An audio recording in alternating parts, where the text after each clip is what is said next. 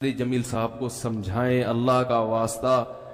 کسی نے میسج بھیجا، میں ان کے بیانات بہت شوق سے سنتا تھا، اب میں ان سے بھی گیا، انہوں نے ایسا بیان دیا ہے کہ اب مجھے ان سے نفرت ہو گئی ہے. کوئی منافق کہہ رہا ہے، کوئی یہودی کہہ رہا ہے، ایسے ایسے برے برے فحش القابات سے نوازا جا رہا ہے کہ الامان والحفیظ.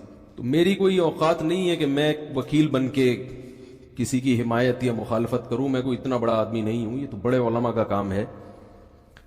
لیکن بڑے علماء ہی کے کہنے پر چند الفاظ، چند گزارشات آپ کے سامنے پیش کر رہا ہوں. آپ کی سمجھ میں آئے مان لیں، نہیں آئے تو میرے خلاف بھی ایک پورا کلپ اور فیس بک پر، کیونکہ ان کی تو پھر بھی اتنی عزت ہے، جب ان کا خیال نہیں کیا تو ہم کس کھیت کی مولی ہیں.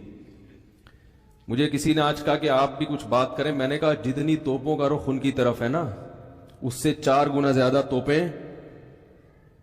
توپوں کا رخ میری طرف ہو جائے گا، کیونکہ اب ان کی تو ایک شخصیت ہے، ایک بڑے بزرگوں میں ان کا شمار ہوتا ہے. ہماری کیا اوقات ان کے سامنے. لیکن یہ کہ جب بڑے حضرات ہیں، کچھ ہمارے ہی بڑوں میں سے ہیں، علماء ہیں، جنہوں نے باقاعدہ آرڈر کیا ہے کہ کوئی بات جو ہے نا لوگوں کے سامنے، لوگوں کو گائیڈنس کی ضرورت ہے اس معاملے میں، تاکہ لوگ افراط و تفرید کا شکار نہ ہو. تو پھر میں کچھ جسارت کر رہا ہوں، چند الفاظ آپ کے سامنے پیش کرنے. پہلی بات یہ ہے کہ مولانا طاری جمیل صاحب ایک صاحب رائے آدمی ہیں، ان کو اپنی رائے بیان کرنے کا پورا حق حاصل ہے. اس پر دنیا میں کوئی بھی پابندی، اس رائے بیان کرنے پر پابندی نہیں لگا سکتا. آپ کو اپنا ظرف تھوڑا سا وسیع کرنا چاہیے کہ آپ اپنے سیاسی لیڈروں کی پالیسی کے خلاف، آپ کے سیاسی لیڈروں کی پالیسی کے خلاف اگر کوئی چل رہا ہے تو آپ کے اندر اتنا ظرف ہونا چاہیے کہ آپ اس کو برداشت کرو. یہ جو ایک طوفان بدتمیزی مچایا ہوا ہے فیس بک پر، یہ آپ کے جو طریقہ کار ہے نا، یعنی آپ کی جو زبان ہے اور آپ کا جو اسٹائل ہے، اس سے یہ آپ کی ویلیو پڑھے لکھے لوگوں کی نظر میں گرا رہا ہے. یعنی آپ خود اپنے آپ کو بدنام کر رہے ہیں. حضرت مولانا طاری جمیل صاحب سے اللہ نے جو دین کا کام لیا ہے، اتنا بڑا کام اللہ نے، اور ایسے جگہوں پر لیا ہے، یعنی ایسی جگہوں پہ انہوں نے کام کیا ہے کہ جہاں ان کے علاوہ کوئی بھی کام کرنے والا موجود نہیں ہے. ابھی اگر انہوں نے کسی حاکم کے حق میں اس کی اچھی چیزوں کو ہائی لائٹ کر کے اس کو اپریشیٹ کر دیا تو یہ کون سا جرم ہو گیا بھائی؟ یہ کون سی کتاب میں لکھا ہے کہ یہ جرم ہے؟ لوگوں کے میسج آ رہے ہیں، امام احمد ابن حنبل ظالم حاکم کے سامنے ڈٹ گئے تھے اور ان کا جیل سے جنازہ نکلا. امام ابو حنیفہ ڈٹ گئے تھے، انہوں نے وزارت کو قبول نہیں کیا، ان کا جیل سے جنازہ نکلا. امام ابو حنیفہ رحمہ اللہ تعالی نے اگر وزارت قبول نہیں کی تو کیا ساری دنیا کے سارے علماء میں کسی نے بھی وزارت قبول نہیں کی ہے؟ امام ابو یوسف نے قاضی القضاء کا عہدہ قبول کیا. امام احمد ابن حنبل رحمہ اللہ تعالی جو اس حاکم کے سامنے ڈٹ گئے تھے، وہ اس بیس پہ نہیں ڈٹے تھے کہ وہ ان کا کوئی ذاتی رنجش تھی یا کوئی مسئلہ تھا. امام احمد ابن حنبل کو حاکم وقت مجبور کر رہا تھا کہ اس کی مرضی کا فتویٰ دیں. بات آ رہی ہے سمجھ میں؟ اس وقت کا جو خلیفہ تھا، اس کی رائے یہ تھی کہ قرآن مجید اللہ کی مخلوق ہے، اللہ کی صفت نہیں ہے. امام احمد ابن حنبل کی رائے یہ تھی کہ قرآن اللہ کی صفت ہے، اور یہی اہل سنت کا عقیدہ تھا. حاکم وقت گن پوائنٹ پہ مجبور کر رہا تھا کہ آپ وہی فتویٰ دیں جو میں دیتا ہوں، کیونکہ لوگ آپ کو سنتے ہیں. اگر کوئی حاکم کسی مفتی کو، کسی عالم کو مجبور کرے کہ جو میں رائے رکھتا ہوں آپ کو اسی پہ فتویٰ دینا پڑے گا، پھر کسی عالم مفتی کے لیے جائز نہیں ہے کہ وہ اپنے فتوے کو حاکم کے کہنے سے تبدیل کرے. یعنی حکومت کی اس قسم کی چاپلوسی کیا ہے؟ بولو نا بھائی، ناجائز ہے. ایسی چاپلوسی کہ آپ غلط بیانی شروع کر دیں. حضرت مولانا طاری جمیل صاحب نے یہ جو کلپ ہے جس میں عمران خان کی حمایت کی ہے انہوں نے، میں نے بار بار سنا اس کلپ کو، اس میں کہیں بھی ایسا نہیں ہے کہ کسی غلط بات میں عمران خان کی انہوں نے کیا کی ہو.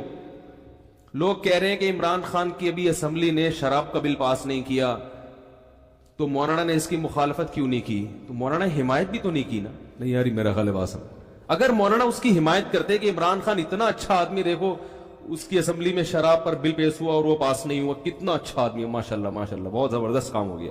تو آپ کہتے یار یہ تو حکومت کی بالکل حمایت کر رہے ہیں. رہا یہ مسئلہ, ممکن ہے آپ یہ کہہ سکتے ہیں, پہلی بات تو میں ایک بات بتا دوں, مولانا طارق جمیل صاحب نے جو عمران خان کی حمایت کی ہے تو یہ پی ٹی آئی کی حمایت نہیں ہے, نہ پی ٹی آئی کی حمایت ہے نہ پی ٹی آئی کی مخالفت ہے. مولانا ان چیزوں میں نہیں پڑتے اور اب تک انہوں نے اپنا دامن ان چیزوں سے بچا کے رکھا ہوا ہے. اور میری رائے میں اگر وہ پی ٹی آئی کو برحق سمجھتے ہیں تو پی ٹی آئی کا نام لے کے بھی حمایت کر دیں. تو اگر آپ کو اس سے اختلاف ہے تو آپ ایک کلپ بنا دو کہ بھئی مولانا جو حمایت کر رہے ہیں ہمیں اس سے اتفاق نہیں ہے, اور مولانا کے جو دلائل ہیں ہم ان دلائل کو تسلیم نہیں کرتے اور اس کے غلط ہونے کے یہ دلائل ہیں.